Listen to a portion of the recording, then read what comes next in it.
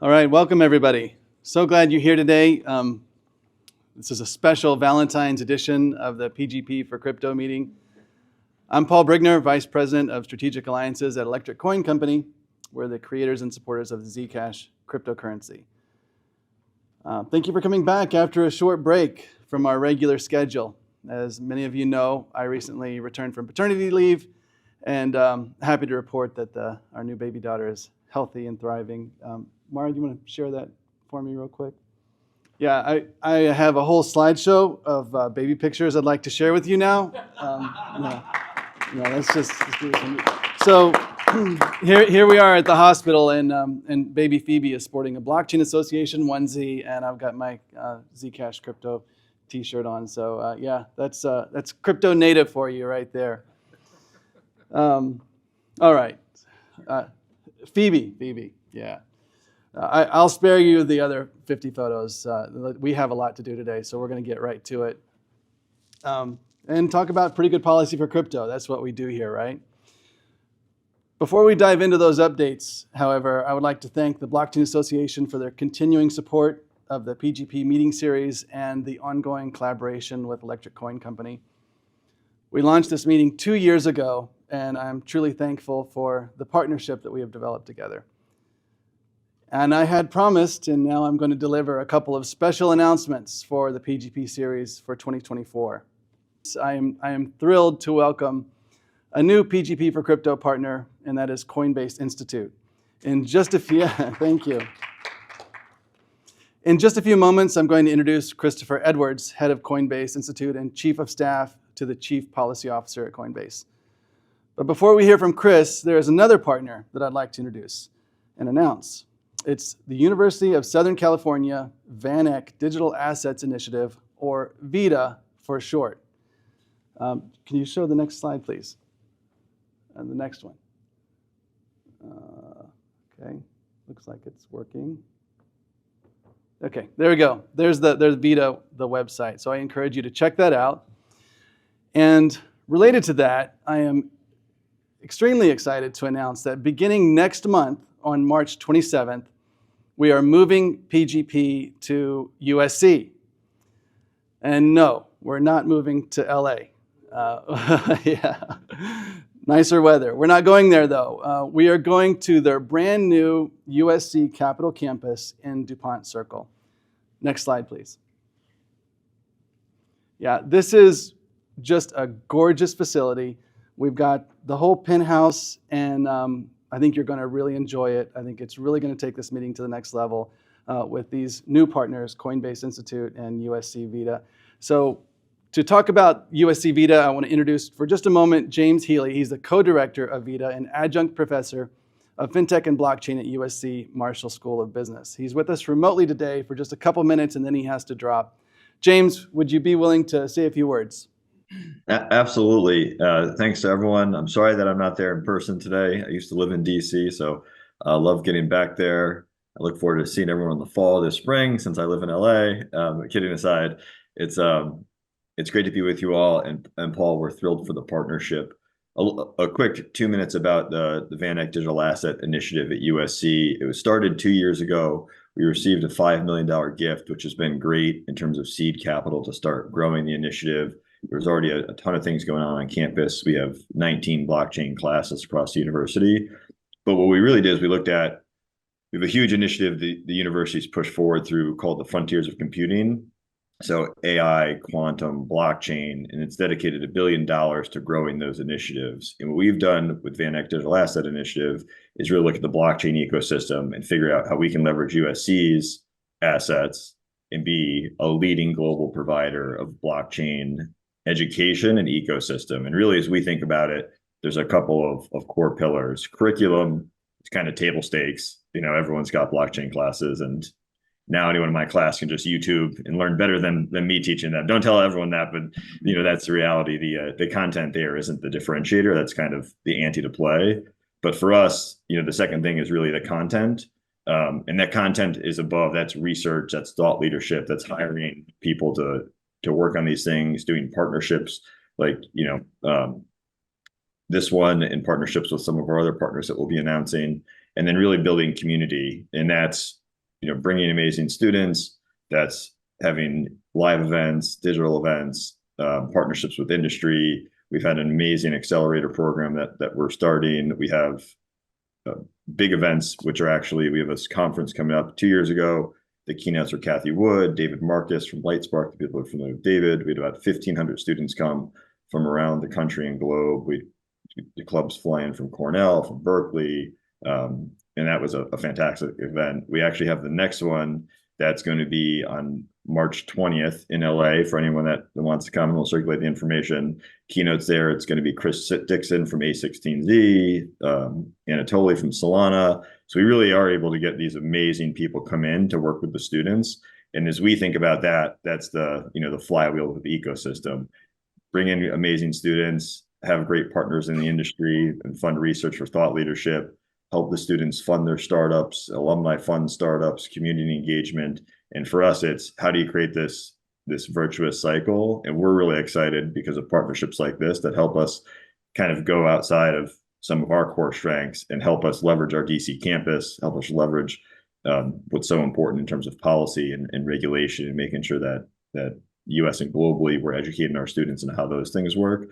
So just a big thank you to Paul, big thank you to everyone. I look forward to, one, being there in person in the future, and then two, would love to collaborate with people as we try to educate students and the general population, not just within the walls of USC, but especially in the Web3 world. To think about just educating a student in a classroom kind of goes against the whole ethos of what we're trying to do.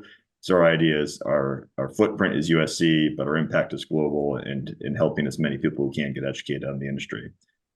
So with that, we will circulate information. We'd love to see anyone in March. We look forward to this partnership and hosting you all in the DC campus going forward. It is a beautiful facility, and we're thrilled to be involved with this and thrilled for the things to come in the years.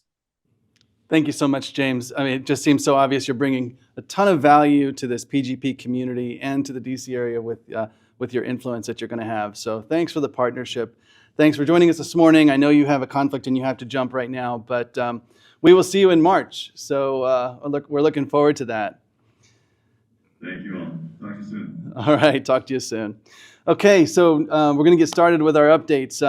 You probably have noticed that we have a little bit different format today. We're live streaming, so we have some people online here. Those are our remote presenters, but we have an audience online through the live stream as well. So that's where a lot of the people who normally are on the screen are at today. So if you want to present in the future, make sure you let me know so we can make sure we get you in the Zoom so you're ready to present remotely if you can't be here in person. Our first speaker today is Dave Grimaldi from the Blockchain Association, Executive Vice President of Government Relations. Dave is an incredible asset to this industry here in DC.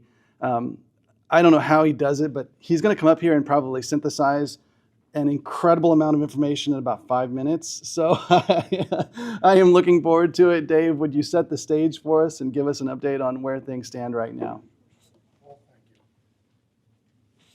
Thanks, Paul. Good morning, everyone. Happy Valentine's Day.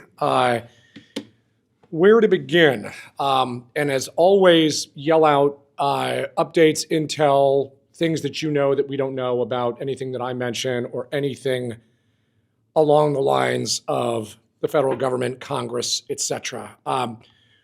It's a little on the quiet side this month. And if you're looking at the legislative calendar, it's funny, a couple of us went up to a Congressman Jim Himes fundraiser at Digital Currency Group a couple of weeks ago.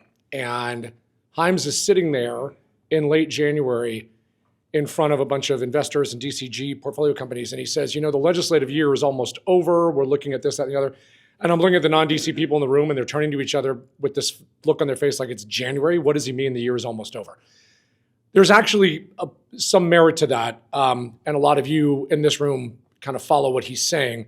If you look at the congressional recesses with Easter, a couple holidays interspersed in between, rolling into the summer, 4th of July, then third week of July, last week of July, Congress will adjourn. They'll be out all of August, couple weeks of September, then they'll be out again until the November election. So when you look at legislative days, it is very, very few. And that's a presidential election year, and that's normally the way it goes. But Hymes's point was it is absolutely high time for your industry to continue education of lawmakers, to do it every day, to do it in any way you can, and to keep that up.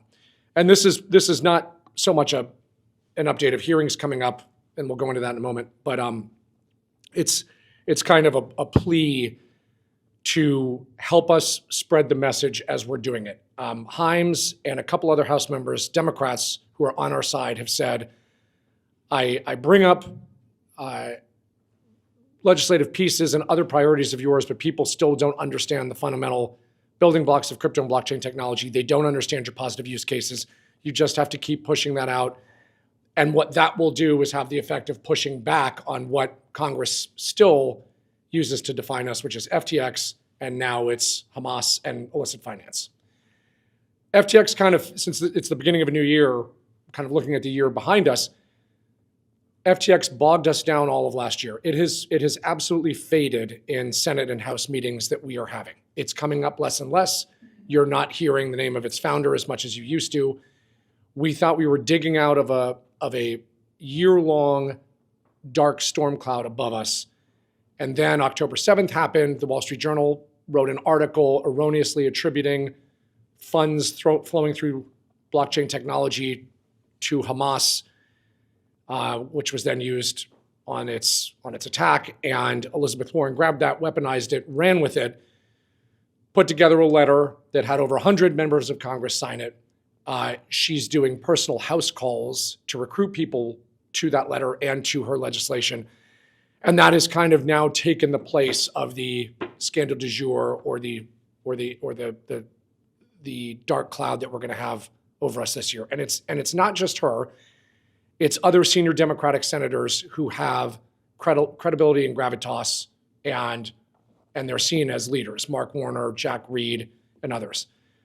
And what they're purporting to do in some of their legislative language is to impose Bank Secrecy Act obligations on peer-to-peer decentralized networks. Because if you're a Democrat in Congress, and you're a Democrat like Elizabeth Warren, a pro-consumer, progressive Democrat, peer-to-peer scares the living hell out of you. We don't know who's on either side of that transaction. We don't know who's sending money to who. We need to have disclosures and other obligations, and they need to fit under what we think are, we meaning these lawmakers, what they see as tried and true disclosure rules that will protect consumers. And so what we're trying to do is push back on a lot of that rhetoric, and we most recently did it with a letter that we tweeted out. It's on Blockchain Association's homepage, signed by 80 former national security and intelligence professionals who are now executives at blockchain and crypto companies, saying, if you want the facts, let us tell you what we saw from a cybersecurity perspective when we were in government. Let us myth bust and separate fact from fiction for you now.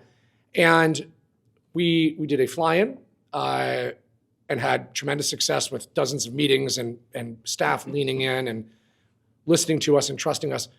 Senator Warren sent a letter to us after that saying, I am dubious and skeptical of your weaponization of former national security professionals. I'm paraphrasing, who are you co-opting and how are you doing it? And it's one of these things where you just shake your head and you're like, what do we have to do to get a win here? Like, we're actually bringing credentialed, seasoned intelligence officers to DC to talk about this, yet we still can't catch a break. So it endures. It endures, and we're going to keep this up this year. Dave, no matter what. Yeah. can I interrupt you for just a moment? So on the topic that you're just now talking about, we have a couple of speakers who have to jump in like 10 minutes. Yes. So could I ask them to go real quick, because it's on the topic that you were referring to, and then we'll bring you right back Paul up. praised me for synthesizing things in 5 minutes, and then he's like, get off the podium, you're taking too long. So yes, go, and then I'll come back. Yeah, we're going to bring you right back because we have a couple special speakers. All right. We have a couple of special speakers today that are online, and they're going to have to leave in 10 minutes because they're on the Hill doing meetings as we speak. It's Michael Mosier and Rebecca Rettig. Michael and Rebecca need no introduction. I'll just mention their current roles. Michael is co-founder at Arcturus LLC, and Rebecca is Chief Legal Officer and Chief Legal and Policy Officer at Polygon Labs. They recently released a paper that begins a conversation around and proposes a conceptual framework for how to answer the illicit finance policy question as it relates to DeFi. A real simple topic there. Michael and Rebecca, thanks for being with us today remotely as you're making the rounds with this paper. Please take the floor. Thanks much, and thanks for having us. Thanks everyone for being here and listening. Dave, thanks for teeing us up so well. I thought that was like a perfect intro, so I thought it was intentional. So very appreciative of that. I think honestly, given what Dave said, one of the first things we were going to talk about is the motivations for writing this paper, but I really do think what Dave talked about encapsulates it, right? Like the AML question with crypto generally has seemingly become very existential in DC and honestly beyond. FATF is really thinking about what to do in permissionless networks and in DeFi for a while, as have other international regulators. We even saw something this morning about the Japanese Financial Services Authority looking to crack down on illicit transactions there. So this is an international issue that I think rises well above some of the what is crypto a security commodity question that we've been grappling with in the United States. And so we've seen, especially in a lot of the bills that have come out and a lot of the proposals, people will just throw in like DeFi or DeFi services. And so Michael and I, and one of our other co-authors is Katya Gilman, who works at Polygon Labs on our policy team as well, and put up with a lot of the research and all of the things that Michael and I had and all our ideas. So many thanks to Katya for that, to try to come up with it's sort of a beginning of the proposals, right? At the end of November, we saw the Deputy Treasury Secretary say, you guys have to help us out here, give us something. And so this was our first attempt at something, along with all the other efforts that are being made by the industry. For people who haven't seen it yet, there is a new announcement of the Security Alliance that came out today, spearheaded by Sam Sun, who is a very famous white hacker. Another great initiative. Not time to talk about that now, but definitely go check it out because it's another thing that is really intended to keep the ecosystem safe. But in that front, the paper is set out in a number of ways. It first of all gives a background on the Bank Secrecy Act and the sanctions regime in the United States, really looking at what financial integrity does here. Regardless of how anybody in crypto does or does not feel about this regime, it is what we are grappling with in the United States and the framework which we felt we had to work in order for people at least to listen to something new and somewhat novel. The next part really goes into what DeFi is. I think there's been a lot of misconceptions on DeFi, and I think there's a lot of discussion as well on, not all DeFi is decentralized, and what does that mean, and how do we figure that out? And we have a great graphic that everybody can look at to really see the DeFi transaction flow and where it goes down into the base layer of the technology as well. So something that could just be one page that somebody, and for anybody on the Hill, you guys can take it and use it as the sort of DeFi explainer, if that's helpful in any way. And then the next part goes into really this conceptual framework of what combating illicit finance could look like in DeFi. The first part does address the how do we decide if something is decentralized or not question. There is a scholarly paper called On DeFi and On-Chain CeFi. It's by Katrin Schuler and Sophie Klutz and Fabian Schaar. For anybody who's sort of seen a lot of the scholarly work out there on DeFi, they've done many other papers separately on DeFi and what it is, and have done a lot of policy work behind the scenes.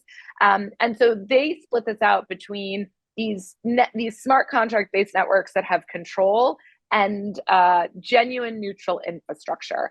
And so one of the ways is that we try to move the conversation on this on-chain CeFi concept forward is to give a definition of control that is very much grounded in the 2019 guidance. I think Michael and I felt very strongly that we did not want to sort of rewrite the book and create something new, but otherwise wanted to ground the proposal in something that existed. So Mike, do you want to jump in just to talk about the control definition for a second, and then we'll rush off to our next part of the framework quickly? Sure. Yeah, I mean, part of the whole plan here was to be not radically new about things, and actually, if anything, remind policymakers that like you have this under control. You're just trying to make every RPC node into a bank, but but you don't need to. And there's ways to handle this, and including the way that you've already thought through control in the FinCEN definition, which is total independent control. And there's a reason that we wrote it that way at the time, which was that just because somebody kicks out the plug on AWS doesn't make them a bank. That's the short of it. But Rebecca, I'll jump back over. Yeah, we really tried to ground it in control over value in the network rather than these concepts of custody and the like, even though obviously custody has a control of value element to it. And we did try to put nuance on it. We got a lot of feedback even before we published the paper, and people were saying like, well, this could capture emergency multi-sigs, and is that what you really intend to do? And obviously that is not what we really intended to do. And so it is on the on-chain CeFi, is there some sort of regulatory hook question? It's a two-part test, which is there control? And if so, do facts and circumstances, which has really been FinCEN's standard, give rise to treating whatever this system is like a financial institution? Obviously, the list of financial institutions is finite and the threshold is very high. So it seems unlikely that, all of the smart contract-based systems where there is even a system control person would necessarily fall under the definition of FI and have obligations under the BSA. The second part is about what the article calls and what we adopt is this genuine DeFi concept, which is critical, neutral infrastructure, no system control person. People always ask for an example. I think the best example of true genuine DeFi is the Uniswap protocol. No admin key, no, operating autonomously, no system control person involved. And what we tried to do there is actually what already exists. And Mike is great on this. I'll turn it over to him in a second. But the way that any software or technological infrastructure underlying the financial services system is really looked at right now is as critical infrastructure.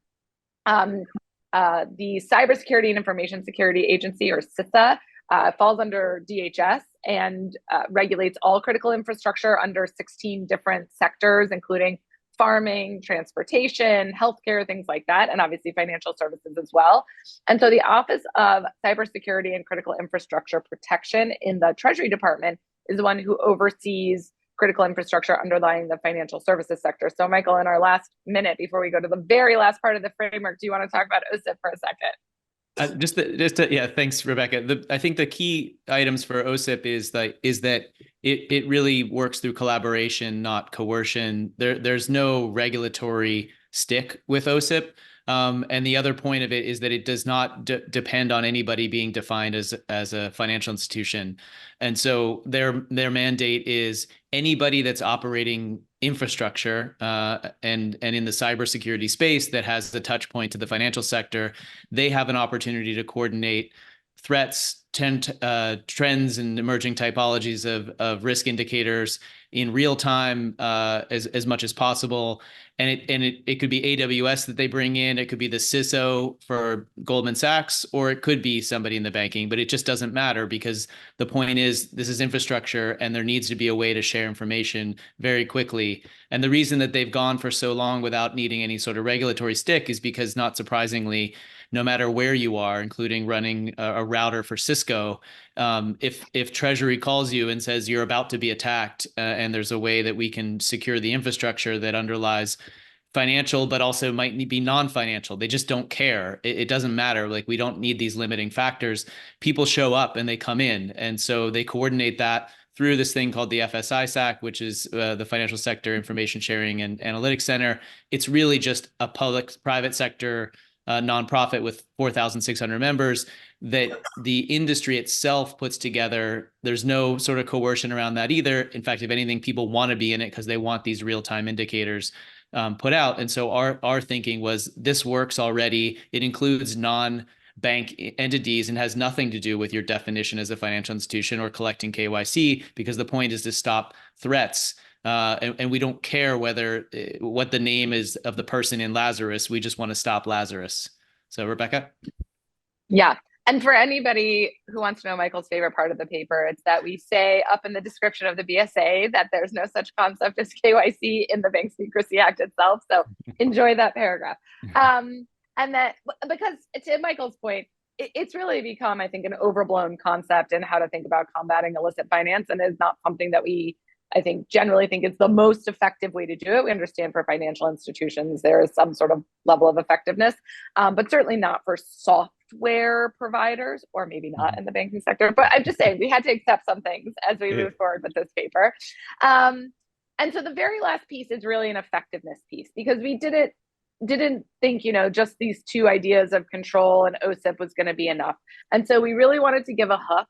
And we really looked at if you look at the DeFi transaction flow graphic in the paper, you can see that the true gateway between the communications going across the DeFi software and technology is really brought down to the base layer technology through RPC nodes. As Michael said, RPCs have been around since the 1970s. It's just a way for computers to talk to each other, or computer networks to talk to each other. And what has happened, though, is I can host my own RPC node. In the office I'm in, there's an RPC node sort of behind me. But there are businesses that have been spun up that provide RPC as a service, just like we have cloud service providers and things like that.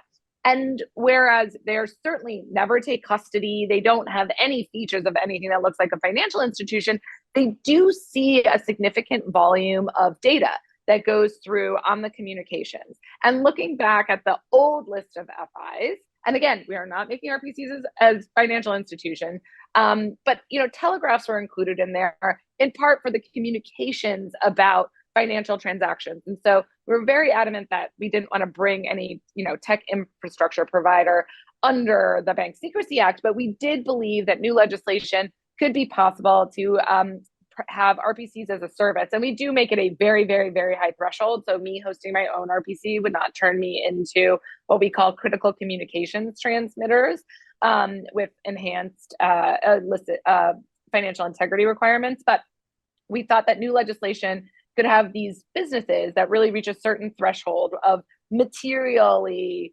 moving a significant portion of these communications down to the base layer, where they could one, put wallet risk scoring on, which would block off some of these very risky wallets according to blockchain analytics. And obviously there would have to be notice, comment, and rulemaking on any of this.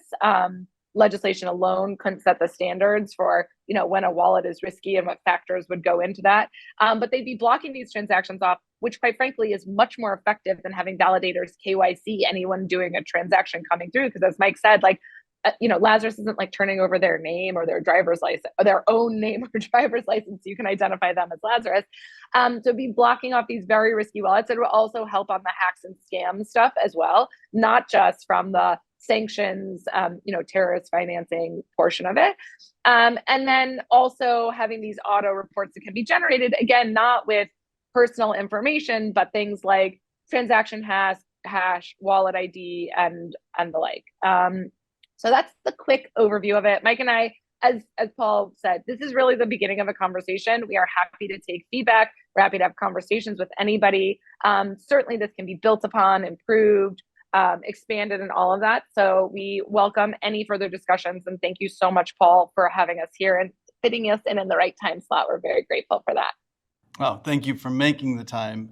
Thank you for your thought leadership and for starting this conversation. It's critical right now, and I wish you the best of luck as you take this proposal around DC and share it with many others. So off to you, and good luck. Thank you for joining. Thanks, Paul. Thank you. Okay.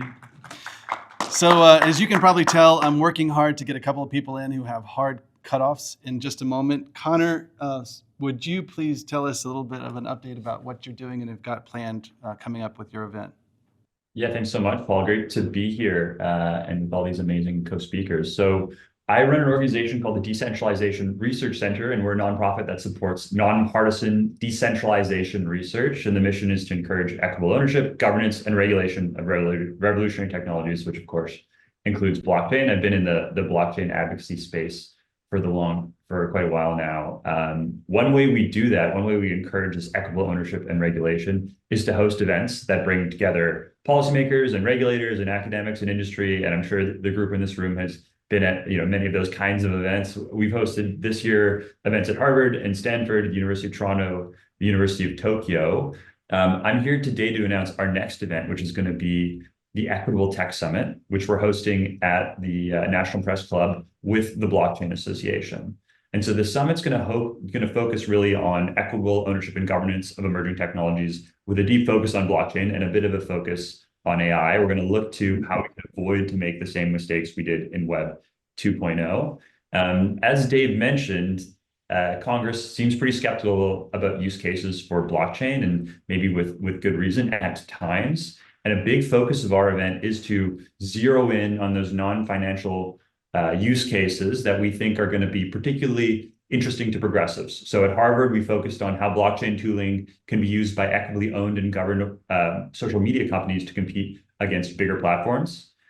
We also wrote a piece with Stanford on how blockchain-based decentralized identity systems could be used to mitigate the risk of AI to democratic systems. And we're now writing a paper on how blockchain can be used for better outcomes for antitrust. So really zeroing in on those things that Democrats care about and helping them understand that this is a technology that can help them get there. So if you'd like to attend the event, please you can reach out to me via Paul or reach out to us at info@thedrcenter.org. We're the Decentralization Research Center. We're on Twitter. I'm sure you'll be able to find us. But thanks so much, Paul, for having us to make this announcement, and we'll see you at the Equitable Tech Summit. Thanks, Connor. I know you have to jump as well, so thanks for being here, and I'm looking forward to that event. I think it's going to be really exciting, and I'm glad the Blockchain Association is working with you on that. Okay, so sorry to have a little time crunch there, and I have to apologize. Chris Edwards, you were actually like at the top of my list today as well, but I had to work things around to accommodate a couple people's schedules. I'm going to get right back to you, Chris, but I really feel like I need to let Dave finish his update. So if you don't mind, could you come back, because you didn't actually get to talk about much that's happening on the Hill, which is what you're focused on. I'll go real fast, Paul. Thank you. You don't have to go fast. Now the rush is over. And it's interesting following Rebecca and Mike, who are just such warriors for us. Right now in the House Financial Services Committee, there is a FinCEN and terrorist financing hearing with the FinCEN director and the undersecretary for counterterrorism testifying. So query whether or not our issues will come up.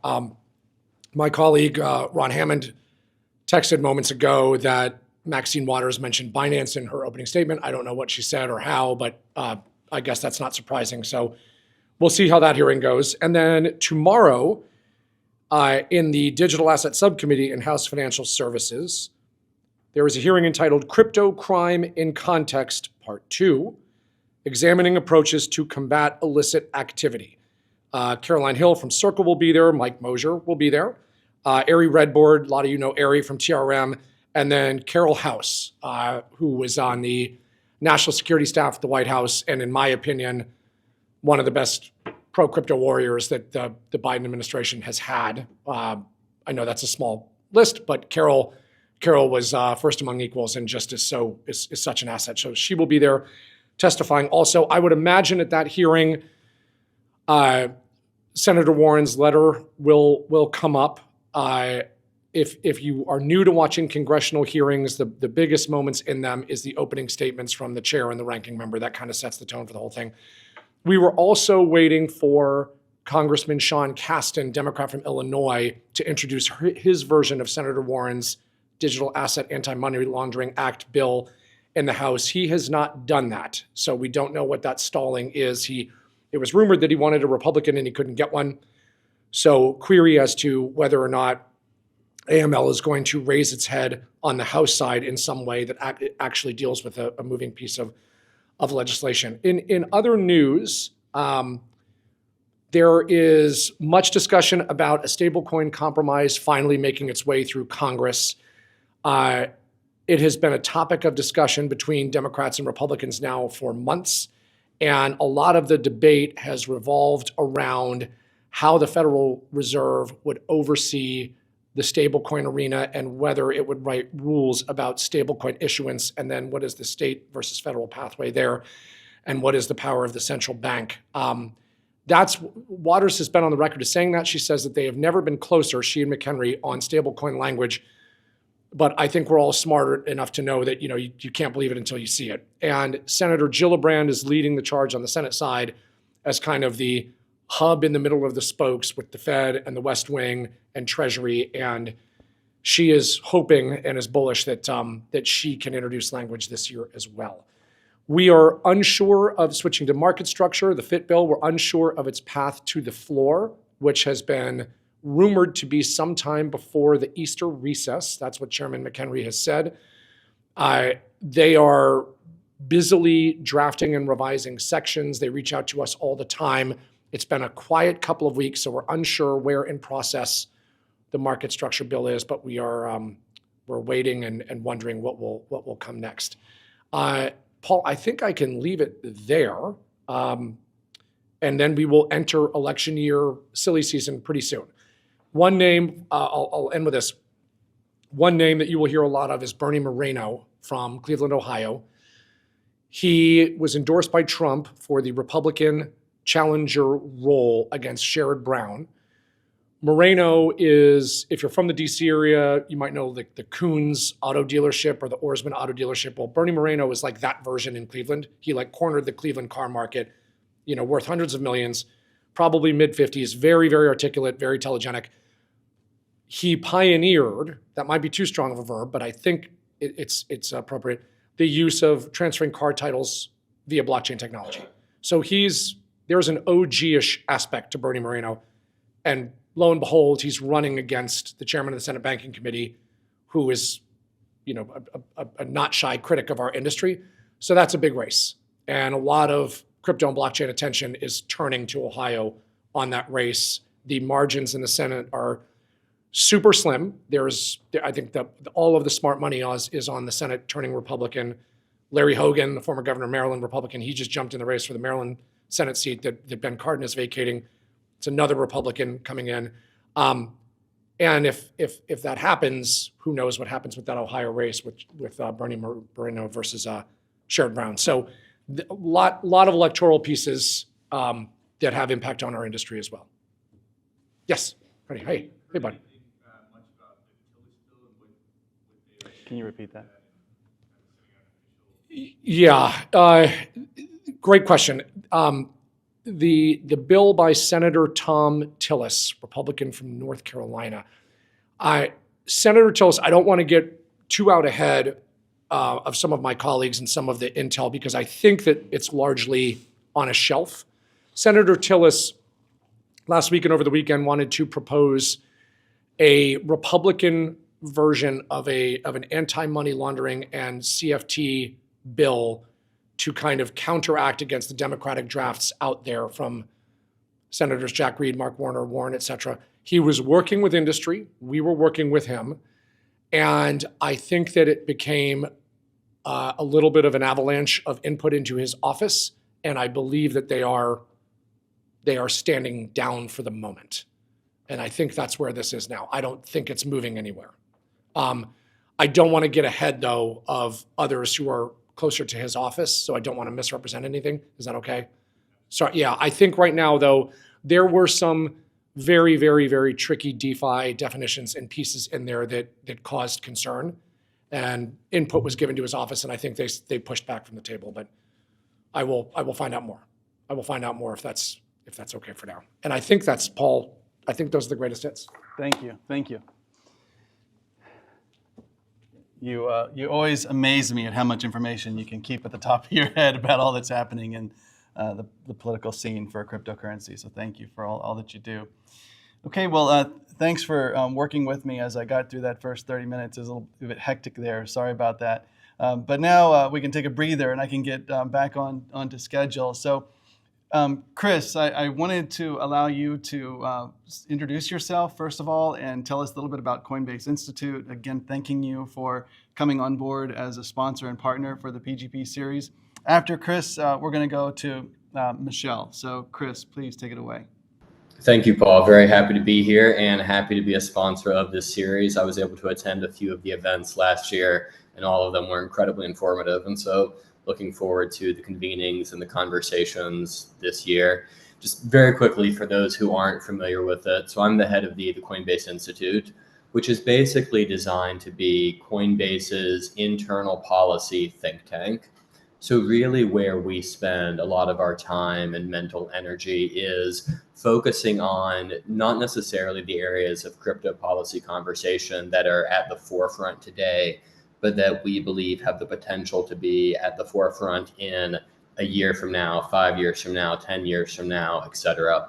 You and I, Paul, have been able to talk about some of these issues a handful of times, and a lot of those issues that I myself am focused on are the same and have some degree of interconnection with what we have been talking about thus far today. I think that the interconnection between crypto and national security is a big one, and that's an area that we continue to iterate on throughout 2024. We have some events and papers and things like that that are planned. And the other one that I'll quickly plug that I think is also relevant to what we've been hearing about is the area of use cases. And that's something that we very much are trying to kind of hammer home over the coming months. We have a series where the first paper has come out that we're calling the Crypto on Main Street series. And the basic idea is to put together information, research, data, explaining to policymakers how crypto and blockchain are in fact being used today to benefit real people. It's not hypothetical or theoretical. It's taking place right now. And so our first primer on this had to do with crypto and small businesses, how small businesses are incorporating crypto for things like loans, cybersecurity management, and things like that. And then we have a few other papers that are coming out in the subsequent weeks and months that will be on similar areas, how crypto is benefiting local government and physical infrastructure and things like that. And so that is one of our main focuses right now, that we're getting the papers out. And then again, we plan to take that show on the road in terms of explaining these use cases in person, both in DC and on Main Street itself, kind of outside of the Beltway. And so that's kind of my quick area that I'll plug. You'll hear from Nora Sackett later on with another, big project that we're working on, but I won't steal her thunder on that one. But all of that to say, very excited to be working with you throughout this year and to plug some of these ideas into the Pretty Good Policy series. Thanks, Chris. Thank you so much for joining us on this journey with the PGP program and for bringing all of these updates that I know you're going to bring over this year to the meetings. So we're very excited about that. Okay, so another featured speaker. I've been really looking forward to this one and to sharing it with you because I have had a special opportunity to get a hold of this book here, Reimagining Payments, The Business Case for Digital Currencies by Michelle Ann Gitlitz. Michelle did a fantastic job of writing this book. It's brand new. If it's not on your radar, it is now. You should get a copy, share it with your friends who are interested in adopting cryptocurrencies for payments, because this is basically the payments Bible, I think. That's the way I'm going to say it. So, Michelle, please give us an update. Tell us what you think about the book. Tell us the status. Tell us your thoughts about policy, etc. The floor is yours. Sure. So much, Paul, and thank you for those kind words and the generous introduction, and for reading the book before it hit the shelves and giving some very valuable comments. Thank you so much, everyone, for allowing me to speak today. I apologize that I'm remote. Unfortunately, the largest snowstorm in 2 years to hit the Northeast sort of foibled my travel plans, but made my children very happy about snow days in New York City, which never, ever, ever happen. So just by way of background, I'm the managing partner of the New York office of Arcturus PLLC, a law firm that specializes in financial integrity matters. You heard from my incredible partner, Michael Mosier, earlier. Just such a privilege to work with him and to also bring our services to the forefront for companies in the ecosystem. I personally help clients in the traditional payment space, in the crypto space, and in decentralized finance comply with the Bank Secrecy Act, sanctions rules, and state money transmission laws.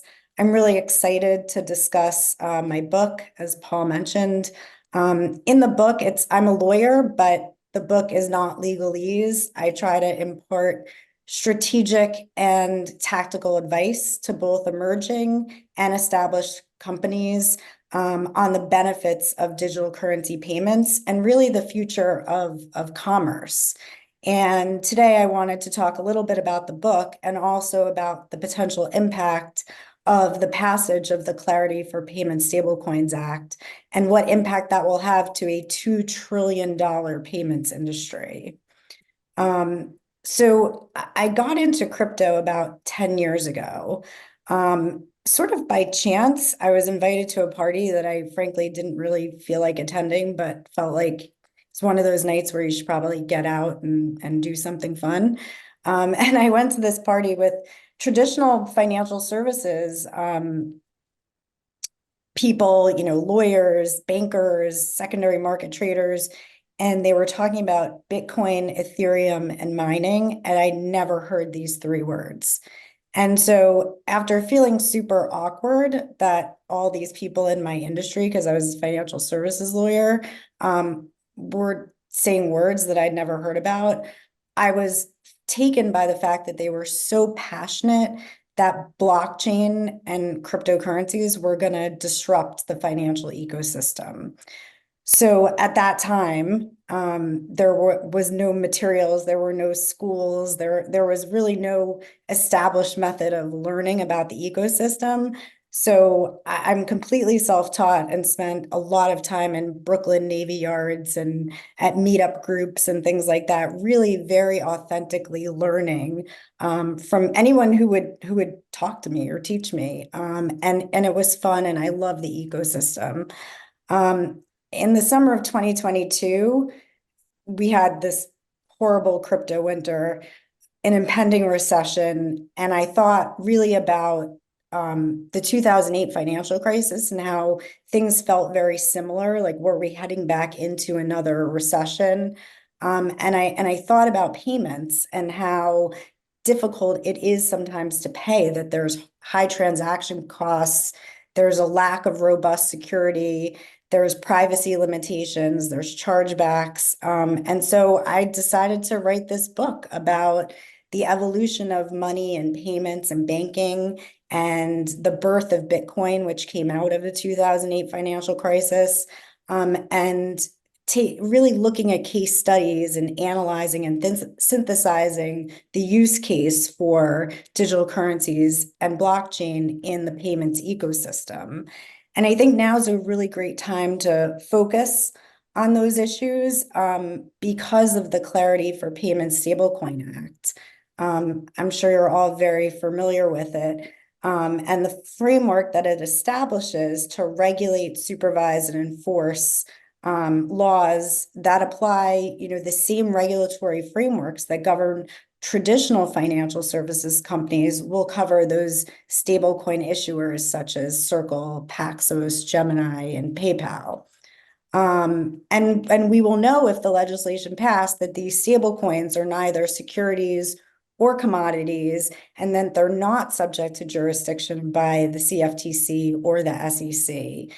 And so I think it's really a massive opportunity in the context of payments. We know consumers are already buying burritos with Bitcoin at Chipotle, and Equinox members are paying their membership dues with digital currencies. You can shop at Ralph Lauren in Miami and pay with crypto. And I find it mind-blowing that 500 million Shopify users spend crypto at almost 2 million merchants. And then I think on the central bank digital currency front, which, candidly, I think we're sort of behind the race of the rest of the world. 90% of central banks are experimenting with CBDCs. And so I think that we can expand, financial security and inclusion, particularly to vulnerable populations who can't easily access brick and mortar banking solutions or payment solutions by using blockchain rails. And those rails update our very, very decades old financial system, and they lower transaction costs, and they're not fragmented, and they're generally interoperable, although we all know there are some pain points there. And I think the Clarity for Payment Stablecoins Act really is a signal to the market that stablecoins are safe and that they're part of the same regulatory environment and that it's okay and safe to spend with them.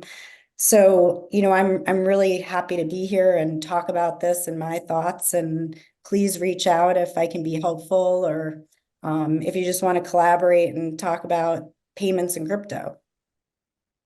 Thanks, Michelle. Appreciate that update. Thanks for the effort in writing this book, and it's such a resource to us all. I know you cannot be at the PGP in March because of travel, but hopefully we'll get you to the next one after that, and you can meet everybody here in person. So sorry the travel didn't work out for you today.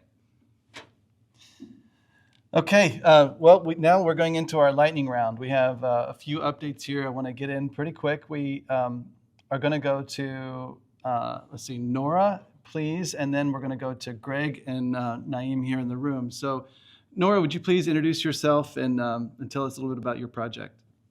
Sure thing. Thank you so much. My name is Nora Sackett. I am the Director of the Office of Strategy, Science, and Technology here in the state of New Mexico. I work to support science and tech startups in New Mexico and attract additional science and tech development in our state. We fly under the radar a bit typically, but have 2 national labs here and have really strong science and tech transfer and development here that we are working to grow and expand commercialization of. I'm here today at the invite of Chris and Paul. Thank you very much.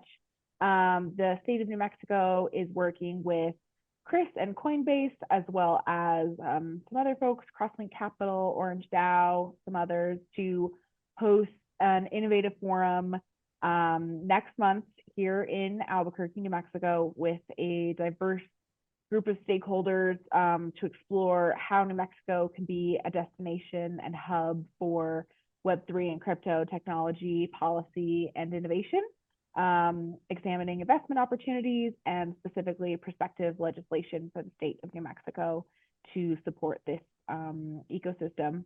So we are really excited about this new venture. I am not a subject matter on this at all, so I apologize. It's been a very interesting conversation for me to listen into. But we're really excited about what this may be able to bring to New Mexico and add to the wider Web3 and crypto ecosystem nationwide and globally. The state's also working with one of our local colleges here that is really a local powerhouse in all things workforce, as they stand up a Web3 center focused on workforce training and resource availability. So yeah, I'm short and sweet. I just wanted to say thank you to Chris and Paul for having me here today, and Chris or I are happy to connect with anybody who has any questions about our event called Converge ABQ. Feel free to reach out. Thanks very much. Oh, that's exciting stuff. Thank you very much, Nora, for that update on New Mexico. And while we're on state issues, it's natural to just jump over to Greg. Greg, tell us about what's happening in Virginia. Awesome. Thanks, Paul. Thanks, Chris, for the invite. I'm Greg Leffel, the Executive Director of the Virginia Blockchain Council. We're a grassroots nonprofit advocacy trade membership. And, we like to say in Virginia, it's only proper that we bring this up today, it being Valentine's Day, that Virginia is for blockchain lovers. And we take the attack that the states are the laboratories of democracy, that famous quote from Justice Brandeis. So just quickly, in Virginia, we have a Democratic majority in both chambers now. We have a Republican governor. We're one of the first legislatures to actually go in session across the country. So we have a 60-day session this year. We're halfway through, 140 members. And here's an interesting point. Of those 140, 53 are new faces. So nearly a third of our legislature is new. So that's been very interesting for us. But what came out of that was we found a new champion, Senator Salim out of the Fairfax area. He has sponsored a few bills, and I'll just highlight these. And if you have any questions, please feel free to reach out. But Senate Bill 339, it started as a digital mining bill with definitions, protections for proof of work and proof of stake. It has since been kind of pared down to more of a work group type bill. We'll put 13 members in a work group. Vitally important, because every time we're in session, it's deer in headlights, much like what Dave was saying. It's all about education and getting folks in our legislature familiar with this technology. Very interesting bill. We also had Senator Head, who passed some legislation here in Virginia a couple years back. So we've got bipartisan support on that. Super exciting. The last bill I'll bring up is Senate Bill 439. That's more of a commission bill. 339 would be kind of like subordinate to this commission. We feel like we have more opportunity to get 339 through. But yeah, I'll just leave it at that. I just want to extend the folks to reach out. If you're in Northern Virginia or DC, we're always happy to connect and continue to push the needle forward. And again, hey, Virginia is for blockchain lovers. Yeah, I'm a Virginian, and I'm definitely in that group. And even though we're sitting in DC right now, thanks for your work, Greg. Sure, appreciate that update. That's really exciting stuff. Okay, so a couple more updates here. I've got Naeem. Are you here in the room? Why don't you come on up? We've got online. We've got Crystal, who is going to give us an update. Crystal is from Kraken, so she'll be right after Naeem, and then we're going to go to Gerald, and then we have one more from. Let's see, just to tee you up. It's going to be Takaya. Will be up next. Okay. Thank you. What a great morning. Bitcoin passed 52K and reconnecting with some. Thank you. Sir. And reconnecting with some friends and colleagues in this space. And I wanted to express my gratitude and appreciation to Paul, Blockchain Association, Coinbase, and USC for contributing to this event. And I have been coming since the very beginning, and I can say that this is just getting better every time. Announcement that I have, and many of you guys might know, for those that you don't know me, I'm Naeem Kanjani, founder and former CEO of Electro Analytics, a public affairs, government affairs software company based in DC, but our company was acquired by Punchbowl News late last year, which is very exciting, and I'm very optimistic for the road ahead. Now, in addition to the platform, we'll have the news and reporting aspect. And on the announcement, while we are relaunching our platform, Punchbowl News expanded their coverage, which is the financial sector. Some of you might heard, or some of you might be subscribers of Punchbowl News already. For the financial sector that they launched earlier this year, which I found it very relevant for this group. We are hosting an event on Tuesday, 27th. Would love to have some of you join us. And one last thing which is a very good data for me to share. Punchbowl News is on 100% offices on the Hill and 97% on the Fortune 500 companies. Again, thanks, Paul, for hosting us, and this has been great. Yeah, thank you. Congratulations on your news, Naeem, and thank you for being a longtime participant in the PGP program. Okay, next up, I think I said, who did I say was up next? Is Gerald? Yeah, Crystal, are you there? Can you hear me? Yeah, I can. We can't see you though, but please go ahead, take the floor. Thank you so much for having me, and Carol, thank you for inviting me. My name is Crystal No. I lead the global sanctions program at Kraken. It's an exchange. And one of the things I was hoping to share with everyone in the room, and if there's an opportunity, reach out and we can continue the discussion. Recently, at the request of the European Commission, the European Banking Authority is working on guidelines and regulations that would create a consistent and very rigorous framework for sanctions across the EU member states. And what that means is, until now, they've identified that examiners in each of the member states have different levels of rigor and different expectations of sanctions programs. So what they're doing is they're now going to raise the bar unilaterally across all EU member states. And some of the things required in that package is 2 people review every piece of data that comes into sanctions, creating data governance programs for client data for accuracy and completeness, and creating program assessments, which is different from a risk assessment, creating program assessments that assess your exposure to sanctions risk. And lots of stuff is in there. And I've noticed that it went under the radar because everybody is focused on MiCA. So I thought I'd share with this group that if you do business in the EU or with EU persons or companies, it behooves you to look up the European Banking Authority, the EBA's most recent guidelines for financial institutions, payment service providers, VASPs and CASPs, because there's a lot of stuff in there that folks haven't noticed. And unless we respond to the request for public commentary, which is closing up towards the end of March, this comes into effect December 30th of this year. That's all I wanted to share. Thank you. Thank you so much for joining us at the last minute, Crystal. It's a very important update. So please, everyone, keep that on your radar if you're doing business there. And please join us again in the future, Crystal. We'd love to hear from you again. Okay, did we have, Gerald, did you want to come up? Thanks, Paul. Hey, everyone. To those of you I don't know, I'm Gerald Gallagher. I'm a fractional general counsel for Web3 companies based here in DC, actually right across the river in Lake Del Rey. I'm actually on the board of the Virginia Blockchain Council with Greg and also serve on the Future of Finance Working Committee for the Bretton Woods Committee. I just want to let you guys know we started an organization recently called DC DAO. We hosted our first event last week in conjunction with Virginia Blockchain Council. We're focused on 3 different things. We're going to be a city DAO organized as a limited cooperative association, if you're familiar with that structure at all. Basically, we're interested in community, innovation, and policy. So we're going to be looking to build bridges with the local trade associations. We don't think that maybe an independent policy group needs to exist, but we look forward to working with you guys and educating more of the very online kind of degen portion of our community who's not going to read, unfortunately, Rebecca and Mike's great paper, but still needs to know what's going on. And yeah, we're going to be hosting more events. The big one that I wanted to tell this group about is we're going to be hosting ETHDC in May.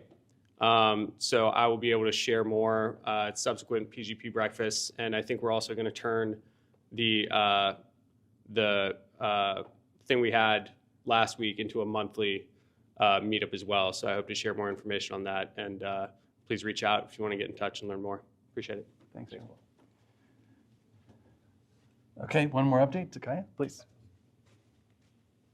Okay, so I would like to announce that the Japan FinTech Week will be held from March 4th to 8th. And I'm speaking here as one of the organizers of Blockchain Governance Initiative Network. We're gonna hold 10th general meeting in Tokyo. And so that, yeah, we are actually selling the tickets right now. And I know that you haven't, planned the trip to Japan, but we welcome remote participation as well. So the tickets price is only like $30 US dollars. So please visit the website begin-global.org, and you can take a look at the details of the program. And so let me introduce a little bit about the program, the details of the program. So we actually had the last meeting in Sydney, Australia, and we had a really great conversation about, for example, the privacy versus discoverability. And we had a discussion between cypherpunks and prosecutors. And, we discussed this definition of privacy and, so they have different definitions of privacy between prosecutors and cypherpunks, and I think it's really great discussion, and it's really helpful to set the foundation of all of the discussion we're gonna have for the blockchain industry. And also we're gonna talk about DeFi as well. And the session chair will be Carol House, who is member of Technology Advisory Committee of CFTC, and she's going to talk about the paper that are published recently, right, like last month. And also, like, we're going to discuss the papers published by IOSCO and like other important organizations that are focusing on DeFi. And I think we also got a lot of like sponsors this time, and Chainalysis and Circle, Sanctuary, became the sponsors of this event. So I think this is definitely a great event. And like the difference between these other events and this event is that we focus on the discussion-based sessions. We do not offer any. We do not provide any like panel discussion like speaker series. So we're gonna have only like discussion-based workshop sessions, so that everyone is welcomed to have an open conversation about these topics. And so please let me know if you know more about the detail of this program and the activities of this organization. So thank you. Thank you. And on that note, I think it's also appropriate to say thank you to Professor Matsuo, who can't be here today. He's traveling. He's normally here to talk about the Begin activities, but Begin's been doing some great work over a long period of time now. It's got a great track record, and I hope you all tune into that effort. It's going to be a very good conference and a good event. So with that, another jam-packed, content-rich PGP meeting. That was very dense. I want to thank you all for joining. Thank you for your support as we transition to a little bit of a new model today, and then to a new venue next month. Bring a friend, and we'll all work on pretty good policy for crypto together. Have a great day, everyone. Thanks for being here.